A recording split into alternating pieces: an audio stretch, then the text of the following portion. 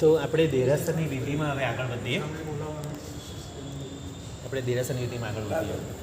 તો હવે આવશે દર્પણ, જે આપણે અગ્રપૂજામાં ધૂપને દીપ કરી લીધું. અને એમાં શું છે, ઘણા લોકો એવું કરતા હોય કે અક્ષત નૈવેદ્ય ફળ પછી બી ઘણા દર્પણને ચામરને બધું કરતા હોય છે.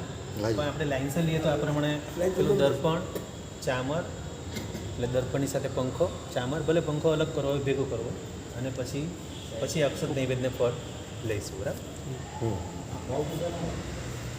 હા, ભાવ પૂજા તો ચૈત્યવંદન જ કહેવાય. ભાવ આ તો હજી અગ્રપૂજા જ ચાલે છે. હા, આ બધી અગ્રપૂજા જ ચાલે છે. આપણે ગભાણાથી બહાર આવી ગયેલા, હવે અગ્રપૂજા ચાલુ થઈ, અને અગ્રપૂજા બધી પૂરી થશે પછી ભાવ પૂજા ચાલુ થશે. ચૈત્યવંદનની ભાવ પૂજા. ખોલ. તો દર્પણ પૂજામાં આપણે દર્પણ ધરવાનું છે, અને દર્પણ ધરી અને પ્રભુને આપણે હૃદયમાં જોવાના છે. જી. તો એમાં કહેવાય છે, પ્રભુ દર્શન કરવા ભણી.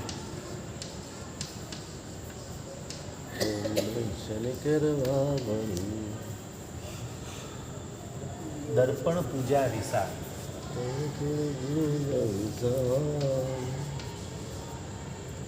વિશાળ. હવે મેં સમજ આવશે. આત્મદર્પણથી જુએ, એટલે આપણા આત્માને દર્પણ બનાવીને જોવાના છે પ્રભુને. આત્મદર્પણથી જુએ. દર્શન હોય તત્કાળ, એટલે આપણે જે આ આંખોથી જોઈએ છીએ આપણે પ્રભુને, એ નહીં, આપણે અંતરની આંખોથી દર્પણથી દર્શન હોય. એ વચ્ચે રહી ગયું છે. આત્મદર્પણથી જોઈ. હા, જુએ. દર્શન હોય તત્કાળ. શબ્દ ક્યાં સરસ, વિશાલ કે તત્કાળ, બરાબર બેસે. તો પ્રભુના દર્શન કાળ આપણે દર્પણ ધરવાનું છે. આ રીતે દર્પણ આમ ધરવાનું છે. જી. આપણે હૃદય પાસે. આગળ બી એક મારા સાહેબ એ બતાવ્યું કે અહીંયા રાખીને તમે જોશો, પેલા બાલમુનિ અને એમની સાથે જે મારા સાહેબ હતા ને, એમણે ગીરેલું આ રીતે રાખશો એટલે પ્રભુ સીધા આમાં આગળ જેટલી પ્રતિમા છે બધી જ આ રીતે બરાબર દેખાશે. તમે આમ કરશો, આમ કરશો, એમાં આમ તેમ એ થાય, અને બરાબર સેટિંગ જ આવી જાય સીધું. અને પછી તમારે પંખો આ રીતે પ્રભુને આપણે સેવા કરતા એ રીતે ધીરે ધીરે પંખો ગોળ ગોળ ફેરવવાની જરૂર નથી, ખાલી ધીમે ધીમે સેવા કરતા એ રીતે. અને હમણાં આપણે આપણા આચાર્ય ભગવાન હમણાં કીધું કે ભાઈ બધી 56 કુમારી જુદી જુદી આવે છે, તો પંખો જુદો બી કરો, જુદો બી કરી શકાય, એવું કંઈ નથી. આપણે આપણે જે ગુરુ ભગવાનનું જે માનવું લાગે બરાબર છે, પણ મતલબ ભાવ એ રાખવાનો છે કે આ દર્પણ પૂજા કરતી વખતે કે મારે પ્રભુ દર્શન કરવા છે, એના માટે મારે દર્પણ પૂજા, દર્પણ ભલે હોય નાનું કે મોટું, પણ આ વિશાળ છે. કેમ કે પ્રભુએ જેમ પોતાનું હૃદય વિશાળ રાખી અને બધાને અંદર સમાવી લીધા, એમ મારું પણ પ્રભુ જેવું હૃદય વિશાળ બને. એ વિશાળ હૃદય બનાવીને મારા પ્રભુને તો સમાવ, પણ ખાલી પ્રભુને નહીં, પ્રભુને જેટલા ગમે છે બધા જીવોને હું મારા હૃદયમાં સમાવું, એ વિશાળતા મારે લાવવાની છે. આ ભાવ રાખવાનો છે. એટલે પ્રભુને જો બધા જીવો ગમે છે, અને હવે આમાંથી આપણે કોઈની પ્રત્યે દ્વેષ કરીએ, મારા સાહેબ કહે છે ને, તો ન ચાલે. તો ભાઈ તમે શાસનની બહાર. પ્રભુ કે મને બધા જીવો ગમે છે અને તું કોઈની સાથે નફરત કરશે એ નહીં ચાલે. કેમ કે કોઈની પણ સાથે નફરત કરી, કંઈ પણ તિરસ્કાર કર્યો એટલે આપણો મોક્ષ અટકી જશે. પહેલું તો કામ જ છે, પહેલો મોક્ષ અટકશે. જી. એટલે ભવી કે અભવી કે જાતિ ભવ્ય કોઈ પણ જીવ હોય, બધાને એક સરખો પ્રેમ કરવાનો છે. પછી સંગમ હોય કે શાલિભદ્ર હોય કે ધન્ય હોય કે અભયકુમાર હોય, બધા સાથે એક સરખો પ્રેમ. પછી નિગોદમાં રહેલો જીવ હોય કે પછી નારકીનો જીવ હોય કે કોઈ પણ. તો હવે શું કહેવાનું છે? દર્પણ પૂજા વિશાળ. અને હવે આગળ કીધું છે આત્મદર્પણથી જુએ, દર્શન હોય તત્કાળ. એટલે હવે પોતાના આત્માને દર્પણ બનાવવાનો છે. આ દર્પણ, આ ભલે દ્રવ્ય રૂપે આપણે દર્પણ ધરીએ છીએ, પણ એની પાછળનો આપણો આશય એ કરવાનો છે કે મારો આત્મા મારો કાચ જેવો નિર્મળ બનાવી દઉં, એકદમ શુદ્ધ બનાવી દઉં, કે જે મારા બધા દોષો છે બધા દૂર કરી દઉં, તો મારો આત્મા દર્પણ જેવો બની જાય, તો એમાં તરત પ્રભુનું દર્શન મને થાય. અને સવાર સવારમાં આપણે દર્પણ પૂજા કરીને એટલા માટે પ્રભુને અહીંયા પ્રતિષ્ઠિત કરી, દેરાસરમાં પ્રતિષ્ઠિત કરેલા છે ભગવાને, પણ મારા હૃદયમાં પ્રતિષ્ઠિત કરીને લઈ જાઉં. એટલે હવે આખો દિવસ મારી જે ક્રિયા કરીશ, જે કંઈ પણ ધંધામાં, નોકરીમાં, મારા પ્રભુ અહીંયા બેઠેલા છે એ મારે યાદ રાખવાનું. પ્રભુનો સાક્ષી એને સાક્ષીમાં રાખીને એટલે આપણે શું કરીએ ધર્મમાં ધંધોનો છે ને ધંધામાં ધર્મ આપણે બધું જુદું કરી દઈએ છીએ ધંધાને ધર્મને. નહીં, ધર્મમાં ધંધો નથી લેવાનો પણ ધંધામાં ધર્મ યાદ રાખવાનો. જી ધંધો કરતી વખતે ધર્મ યાદ રાખવાનો છે. એટલે પ્રભુની આજ્ઞા આખો દિવસ યાદ રાખવાની છે. એટલે કે હું કંઈ પણ જૂઠું નહીં બોલું, મારે અનીતિ નથી કરવી, મારે ખોટા રૂપિયા વધારાના લોભ નથી કરવો, કોઈને મારે લૂંટી નથી લેવા, મારે કોઈને છેતરી નથી લેવા. અહીંયા પ્રભુ બેસાડીને લઈ જાઉં છું. એટલા માટે દર્પણ પૂજા આને આખો દિવસ યાદ રાખવાની છે. અને હવે પ્રભુને હવે જો આના પછી ચામર કેમ લીધું? પ્રભુને હૃદયમાં આપણે વસાવ્યા તો હવે હૃદય કેવું આનંદિત થાય. પ્રભુને આપણે વસાવ્યા એટલે હવે હૃદય તો ખુશ થવાનું, તો નાચવાનું મન થવાનું. એટલે એના પછી ચામર લીધું છે. એટલે દર્પણ પછી ચામર છે. એટલે આના પછી આવે ચામર. પર દર્પણ પછી પંખો પણ લેવાનો છે. તો આત્મદર્પણથી જોઈએ તો દર્શન હોય તત્કાળ. આપણે વારે વારે ફરિયાદ કરી છે મારા પ્રભુનું દર્શન થતું નથી, દર્શન થતું નથી. પણ જ્યારે આત્મદ્રષ્ટિથી જોશું એટલે ગુણોથી ગુણોને જોશું તો પ્રભુ અંદર જ બેઠેલા છે. અને આપણે પણ અંદરથી જ આપણા આત્મામાંથી જ પરમાત્માને પ્રગટ કરવાના છે. એટલે આ દુહાનો મુખ્ય હેતુ આ છે કે હવે પ્રભુને આ આંખોથી નહીં, મારે અંતરની આંખોથી જોવાના છે. એટલે અંતરની આંખો એ જ સમ્યક દ્રષ્ટિ. મારામાં એવી સમ્યક દ્રષ્ટિ આવે, સાચી દ્રષ્ટિ આવે. દ્રષ્ટિ એટલે અનુભવ, એટલે અનુભૂતિથી આત્માને આત્માનુભૂતિથી પરમાત્માને જોવાની છે. એ આત્માનુભૂતિ આપણે લાવવાની છે. અને હવે અગ્નિકોણે એક યૌવના. હવે જે પંખાનો દુવો છે ને ઘણાને લગભગ યાદ નથી રહેતો. આ લગભગ સાંભળવાની આવે. હા, એટલે અગ્નિકોણે એક યૌવના રયણમય પંખો હાથ. એટલે કે હાથમાં જે પંખો છે ને એ રત્ન જડિત છે. રયણમય પંખો હાથ ચલત શિબિકા ગાવતી રે સર્વ સાહેલી સાથ નમો નમો નિત્ય નાથજી. એ પ્રભુનું પંચકલ્યાણકમાં આવે છે. આ પંચકલાની પૂજામાં નિરંખત નયનાનંદ. હા, નમો નમો નિત્યનાથ. તો અગ્નિકોણે એક યૌવના એટલે કે અગ્નિકોણેથી બધી જે દિક્કુમારીઓ આવે છે એ બધી પંખો લઈને આવે છે. રયણમય પંખો એટલે એ પંખો બી કેવો સોનાનો છે, રત્નોથી જડેલો છે. એટલે રયણમય પંખો હાથ ચલત શિબિકા ગાવતી રે. અને કે શિબિકા ગાવતી ગાવતી એટલે કે પ્રભુના ગુણોને ગાતી ગાતી આવે છે. અને સર્વ સાહેલી સાથે એટલે એક બે નથી, એ બધી બધી દિક્કુમારીઓ બધી આવે છે, બધી સાથે એ સાથે આવે છે. અને આવીને પ્રભુને નમો નમો નિત્ય નાથ. એટલે આપણે પંખો કર્યા પછી પંખોને દર્પણ મૂકીએ ત્યારે નમો નમો નિત્ય નાથ. એટલે મૂળના ભગવાનને કે આજુ બધા ભગવાને નમવાનું છે બધા સાથે. એના પછી થશે હવે ચામર. ચામર માટે છે ને આપણે ભક્તામની પણ ગાથા બોલી શકાય. કુંદાવદાત એ પણ બોલાય અને આ બે બાજુ ચામર ઢાળે. આ ગુજરાતીમાં અને સંસ્કૃતમાં કુંદાવદાત ચલ ચામર ચારુ શોભમ તે પણ બોલી શકાય. તો આપણે હવે લઈએ ચામર. પંખાનું તો હવે કહ્યું જ એટલે લખવાની જરૂર નથી ને, યાદ રાખો. ચાલો હવે ચામર. તો જો હવે આ લોજિક તો ખ્યાલ આવી ગયો ને. પહેલાં દર્પણ પછી ચામર. પંખાનું લખવાના પંખાનું લખી દઈએ ચાલો. તો ઘણા લોકોને પંખાનું યાદ નથી રહેતું, તો પંખાનો પણ દુહો લખી દઈએ. કે અમુક પુસ્તકમાં જ અમુકમાં હોતો નથી. નથી હોતો આજે. અગ્નિ કોણે એટલે કે જેમ ચાર દિશા અને ચાર વિદિશા. વિદિશામાં અગ્નિકોણ. તો અગ્નિ દિશામાંથી આ દિક્કુમારી કાળ છે. અગ્નિકોણે એક યૌવના. એક લખી શકે ને? હા, એક યૌવના. યૌવના એટલે બધી અપ્સરાઓ, દેવીઓ અને રે. અગ્નિકોણ એક યૌવના રે રયણમય પંખો હાથ. રયણ એટલે રત્ન, રત્ન જડિત પંખો છે. રયણમય પંખો હાથ. અને પંખાનો દુહો પંખો સતત આવશે જ. એટલે એમના હાથમાં કેવો છે? રત્નથી જડિત પંખો. અને ચલત શિબિકા ગાતી. હવે ચાલતી ચાલતી આવે છે અને પોતાની શિબિકામાંથી. હા, શિબિકા. અને શિબિકામાં પાછી પ્રભુના ગુણો ગાય છે. પ્રભુની સ્તુતિ ગાતી ગાતી આવે છે. ગાવતી રે સર્વસાહી સા.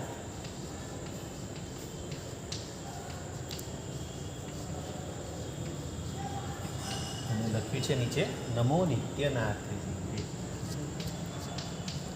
આ નમો નિત્યાનાથી એટલે ખબર પડી જાય કે પેલી પંચ કલ્યાણકમાં આવે છે આવે છે. ઢાળ આવે છે સર્વ કે સર્વે સાહેબ સર્વ આમાં સર્વ સર્વ નાથી રે. તો આમાં તો એકદમ સિમ્પલ જ છે. અગ્નિ દિશામાંથી જે દીપકુમારિકો આવે છે, હાથમાં પંખો લઈને આવે છે, રત્નમય પંખો છે, અને શિવિકામાં ગાવતી પ્રભુના ગુણો ગાવતી આવે છે અને બધી સહેલીઓની સાથે આવે છે અને આવીને પ્રભુને નમન કરે. નમન કરે નમો નિત્યનાથ. તો પંખો બી એક સેવાનું જ છે. પ્રભુની સેવા કરવા માટે પંખો છે. એ રીતે આપણે પણ પ્રભુની ભાવના ભાવીએ કે હું પ્રભુ મને તમારી સેવા કરવા મળે. અને એના પછી આવશે હવે ચામર.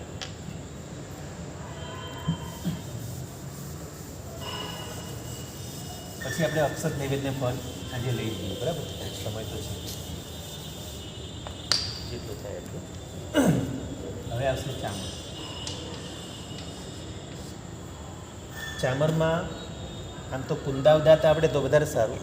સંસ્કૃતનો ભક્તામનો કુંદાવદાત ચલ ચામર ચારુ સૌભમ વિભ્રાજતે તવ વપુ કલ ધૌત કાંતમ ઉદ્દચ્છ શાંક શુચિ નિર્જર વારિધાર મુચ્ચૈસ્તટમ સુરગિરે રિવસાત કૌભમ. ભક્તામની ગાથા છે. તો નથી આવડતું સર. કંઈ નહીં, આપણે ભક્તામના પછી અર્થ લેશું ને એમાં બધું આવશે. એક ગાથાના અર્થ બધા બહુ મજા આવશે. 9 સ્મરણ લેવાશે, 9 સ્મરણ બધાના અર્થ. કરવું તો ઘણું છે સાહેબ, પણ હવે હવે આમાં આપણે ગુજરાતીમાં કીધું છે બે બાજુ ચામર ગાળે. હવે આ ઇન્દ્ર મહારાજાની વાત છે આમાં, કે ઇન્દ્ર મહારાજા છે ને 5 રૂપ લે છે, એમાંથી 2 રૂપ ધરી અને ચામર ધરે છે. બે બાજુ ચામર ઢાળી ઢાળે, પછી એક આગળ વજ્ર ઉડાડે. એટલે આગળ વજ્ર પેલા રક્ષક તરીકે આગળ વજ્ર લઈને એક આગળ વજ્ર ઉડાડે. પછી જય મેરુ ધરી ઉત્સંગે. જય મેરુ એટલે કે મેરુ પર ગયા. હવે આમાં 2 બતાવ્યા અને એક 3 બતાવ્યા, અને એકને તો પ્રભુને ઉચક્યા છે એટલે ચોથા એ. પણ હવે એક છે છત્ર ધરેલું છે. અમે આમાં ભલે નથી લખ્યું, પણ આપણે સમજવાનું કે છત્ર ધર્યા વગર તો પ્રભુને લઈ જવાય નહીં. એ રીતે 5 રૂપે ઇન્દ્ર મહારાજા પ્રભુને લઈ જાય છે. તો એકે તો પ્રભુને ઉચકેલા છે એટલે જય મેરુ ધરી ઉત્સંગે, એટલે જેમણે મેરુ પર જઈ અને ઉત્સંગે એટલે ખોળે ધર્યા. તો જય મેરુ ધરી ઉત્સંગે, મેરુ ઉપર જઈ ધરી ઉત્સંગે. ઉત્સંગ એટલે ખોળામાં, પ્રભુને ખોળામાં બેસાડ્યા ઇન્દ્ર મહારાજાએ. ઇન્દ્ર 64 મળ્યા રંગે, એટલે 64 પ્રકારના ઇન્દ્રો મળ્યા આવે. ત્યાં ઉપર કેટલા પ્રકારના ઇન્દ્રો મળ્યા? 64 પ્રકાર છે. બાકી ઇન્દ્રો તો કરોડો, અસંખ્ય ઇન્દ્રો હોય. પ્રભુની ભક્તિમાં તો અસંખ્ય ઇન્દ્રો હોય, પણ 64 પ્રકારના ઇન્દ્રો. ઇન્દ્ર 64 મળ્યા એટલે 64 વેરાયટીઝ છે ઇન્દ્ર. ઇન્દ્ર 64 મળ્યા રંગ.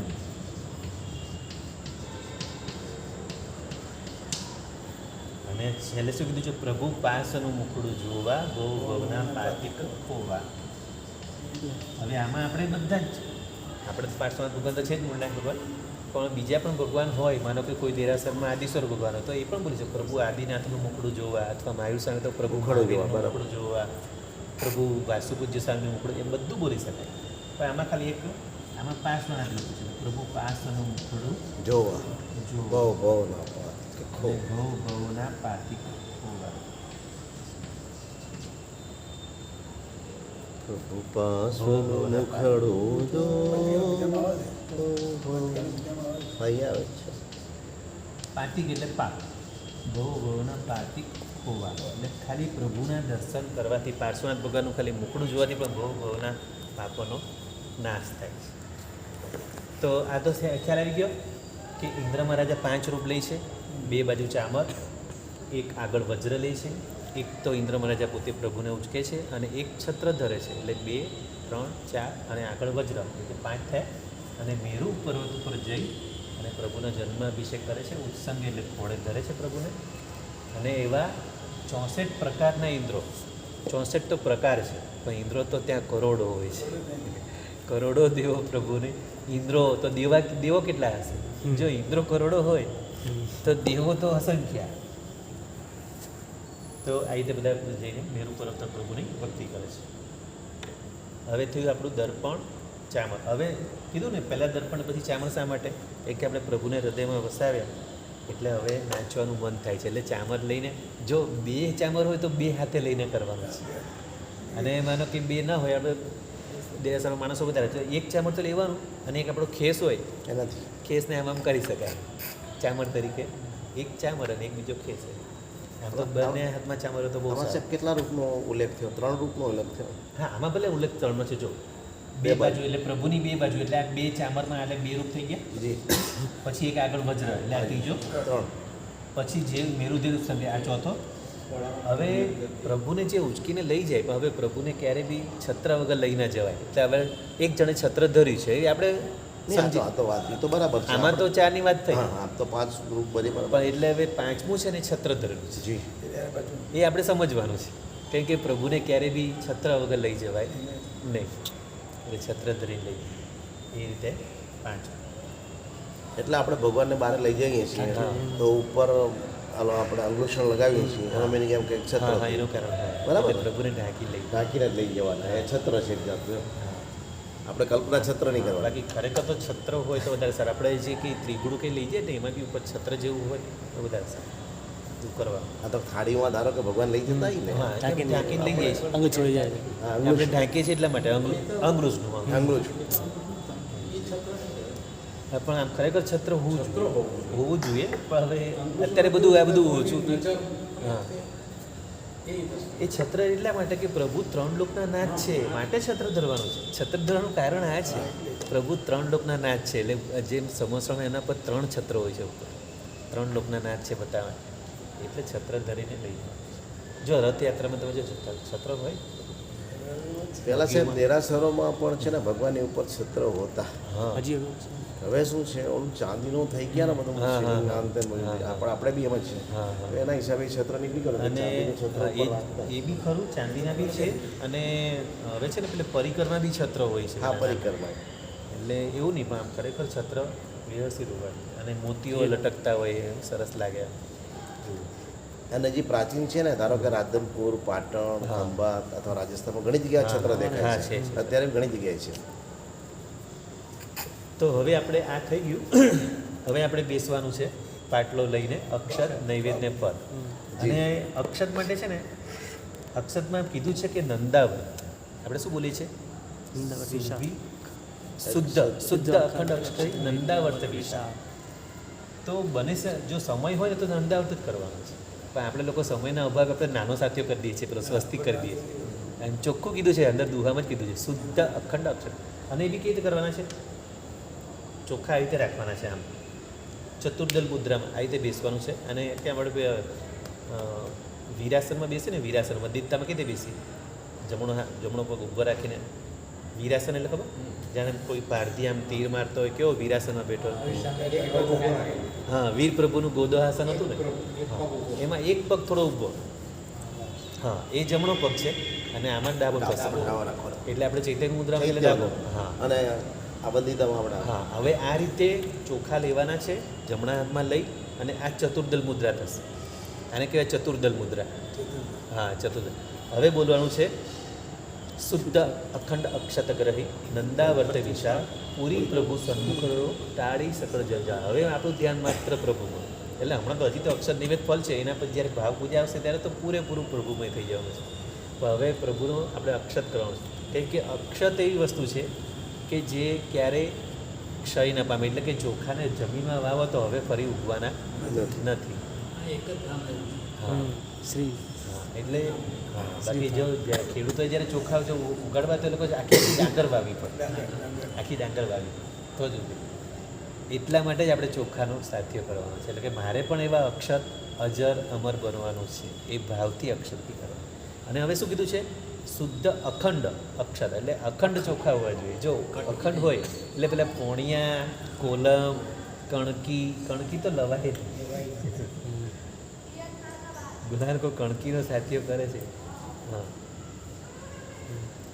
એટલે કણકીને લાયક જો ઉત્તમ બાસમતીના સારા હોય, ત્યાં પણ બધાનું કેવું એમ થાય કે બાસમતી ચોખા હોય ને હા, હા. તો એ નંદાવત વ્યવસ્થિત નહીં થાય. હા એ લોકો એવું કેવું અને છે પણ કોલમ એ હોય બહાનું ને, છે, એ બહાનું છે. કોલમ હોય ને તો એમ કે એમાં શેપ બરાબર આવે. ના એવું નથી. ઉપરથી બાસમતીનો તમે એકવાર જુઓ, તમે સાથીઓ નંદાવતનો સાથીઓ બાસમતીઓ કરીને તમે જુઓ, એટલા ફાઇન લાંબા ચોખાને એટલો સરસ સાથીઓ બને. એકવાર કરીને જુઓ. અમુક છે ને આ બધું સસ્તું મોંઘવારું, સસ્તું શોધવું, આવું બધું છે ને આ બધા બહાના છે બધા. હા, બાકી ઉત્તમમાં ઉત્તમ વસ્તુ આપણે આપણા ઘરમાં ખાઈ એના કરતાં ઉત્તમ વસ્તુ પ્રભુ માટે બધી ઉત્તમ વસ્તુ, બધું જ ફળ પણ ઉત્તમ, ચોખા પણ ઉત્તમ, બધું જ ઉત્તમ લાવવાનું છે. નૈવેદ્ય પણ ઉત્તમ લાવવાનું છે.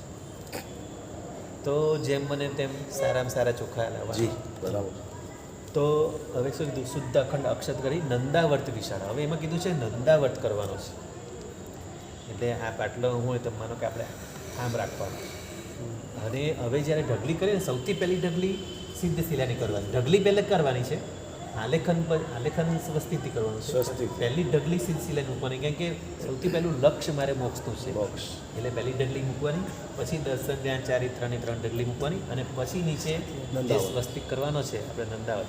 હવે એમાં ચોખા બરાબર ઉદારતાથી આખો પાટલો ભરાઈ જાય એવી રીતે નંદાવત મોટો બનાવવાનો છે. એટલે નંદાવત વિશાળ બોલ્યું જ છે, અંદર લખ્યું જ છે.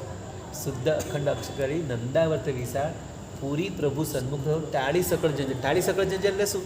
હવે મારે મોંઘવારી બધી ચિંતા નથી કરવાની, મારે સંસારની ચિંતા નથી કરવાની, પરિવારની ચિંતા કરવાની નથી. એટલે બધી જંજાળને મૂકો. હવે પરિવારની જંજાળને મૂકો, મારે ઓફિસની ચિંતાને મૂકો, ઉઘરાણી બધી ચિંતા હવે અહીંયા નથી કરવાની.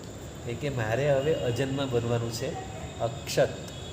મારે અક્ષત બનવાનું છે, મારે અજર અમર પદ પ્રાપ્ત કરવું છે.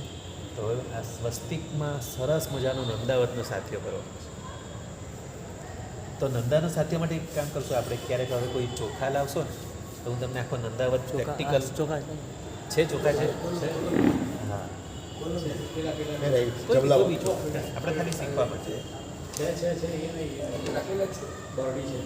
તો નંદાવત આપણે શીખી શકાશે.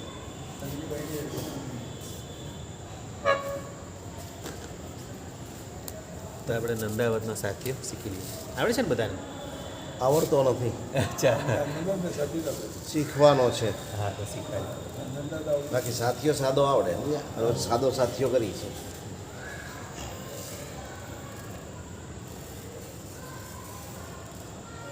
પહેલું તો જો આ મુદ્રા બી જોઈ લો કે આપણે આ મુદ્રામાં રાખવાના.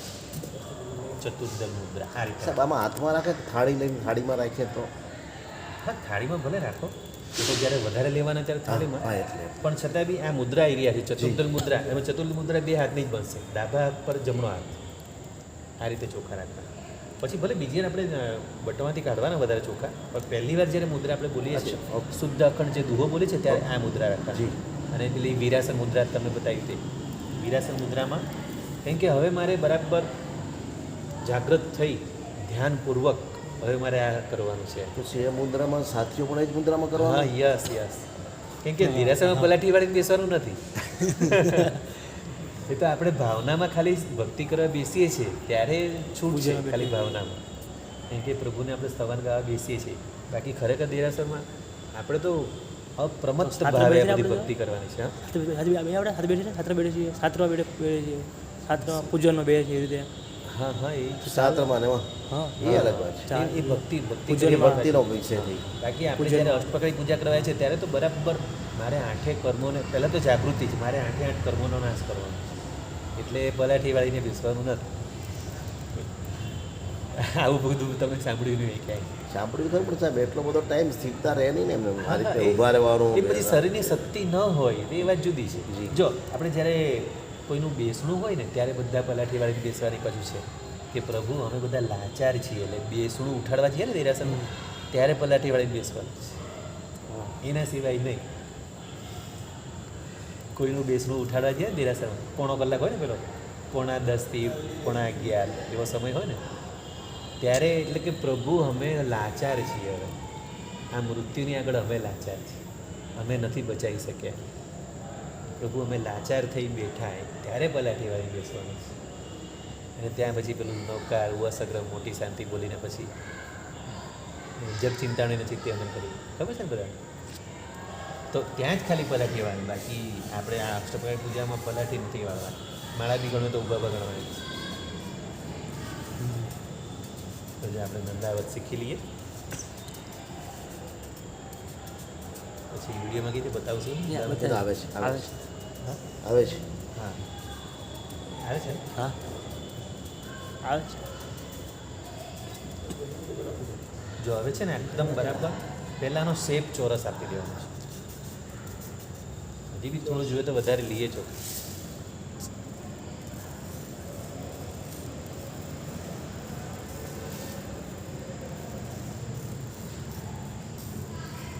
બસ મેઇન છે ને એમાં કેવી રીતે આંગળી ચલાવવાની છે એ જ મેઇન છે.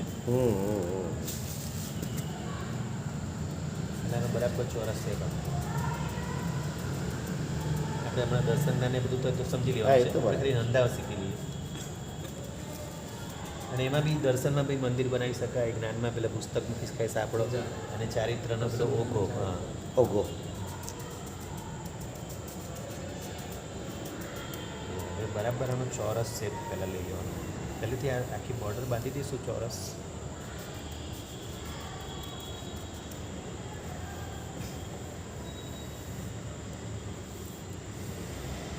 અને નંદાવતનો લાભ બી તમને બતાવીશ. બહુ બધો લાભ છે નંદાવત સાથે કરીને, બહુ બધો લાભ છે.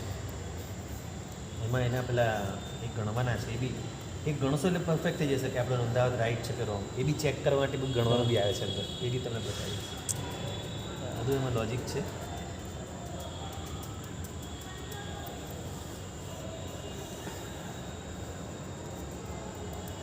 હવે જો અહીંથી શરૂઆત કરવાની આપણે ગમે કે પૂર્વ પશ્ચિમ ઉત્તર દક્ષિણ હોય, બરાબર? પૂર્વ પશ્ચિમ ઉત્તર દક્ષિણ, તો આ ઈશાન થયું. ઉત્તર અને પૂર્વની વચ્ચે ઈશાન, અહીંથી ઈશાનથી સ્ટાર્ટ કરવાનું છે. એક પછી આ બે, પછી અહીંથી આ ત્રણ, પછી અહીંથી આ ચાર. બરાબર? આ યાદ રહ્યું? જી 1 2 3 4. ઈશાનથી ચાલુ કરવાનું. આ ઈશાન ખૂણાથી ચાલુ કરવાનું. આ યાદ રહેશે ને ઈશાન ખૂણો, બરાબર? ઉત્તર દક્ષિણ પૂર્વ પશ્ચિમ એટલે ઈશાનથી ચાલુ કરવાનું. જ્યાં ઉત્તર દિશા જ છે, બરાબર? તો 1 2 3 4 થયું. હવે જ્યાં જ્યાં પૂરું થયું ને 4, અહીંથી જ એની જ બાજુમાંથી એને લેવાનું. બરાબર આવ્યો શેપ? હવે આ જ્યાં પૂરું થયું ત્યાંથી જ હવે આમ લેવાનું. હવે પાછું અહીંથી પૂરું થયું અહીંથી અહીં લેવાનું છે. હવે અહીંથી પૂરું થયું અહીંથી અહીં લેવાનું. આટલે સુધી તો બહુ ઇઝી લાગશે. જી મેઇન હવે વચ્ચેમાં ખાસ ધ્યાન રાખવાનું છે. હવે જે વચ્ચે જે પડશે ને, આનો એક્ઝેક્ટ વચ્ચેના 4 પીસ પડવાના છે, પણ 4માં છે ને થોડુંક સાઈડમાં લેવાનું, થોડુંક જ, તો બરાબર પરફેક્ટ સેવ હશે. થોડુંક જ સાઈડમાં લેવાનું છે. એ જ રીતે હા સાઈડમાં લેશું તો શું છે, વચ્ચેની પેલી લાઈન સીધી થશે. એ રીતે આને પણ, અને એ જ રીતે આને પણ. એટલે આ વચ્ચેની લાઈન સીધી થશે. જેમ જેમ આપણે કરતા જશું ને એમ થતી જશે.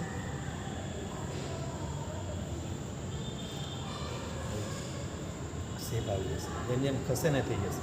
હવે આપણે અંદર આવ્યા. જો હવે આમ અંદર દેખાશે મોટો સાથીઓ, બરાબર? પણ હજી એનો શેપ આપવાનો બાકી છે. હવે જે અંદર આવ્યા ને, હવે અંદરથી આ 1 અને આ 2 બે થયું. એ રીતે હવે આ જે એની જે છેલ્લી લાઈન હતી ને, ત્યાંથી આ 1 આ 2 આવી ગયો શેપ. પરફેક્ટ આવ્યો.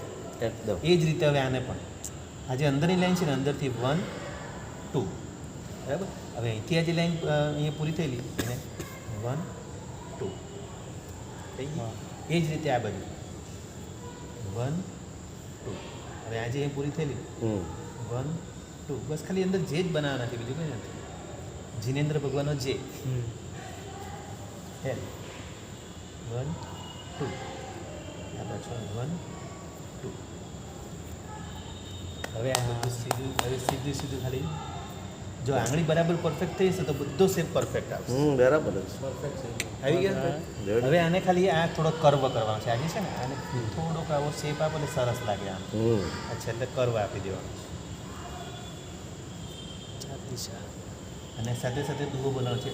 અક્ષત પૂજા કરતા તથા સફળ કરો અવતાર, ફળમાં ગો પ્રભુ આગળે તાર તાર ભજતા.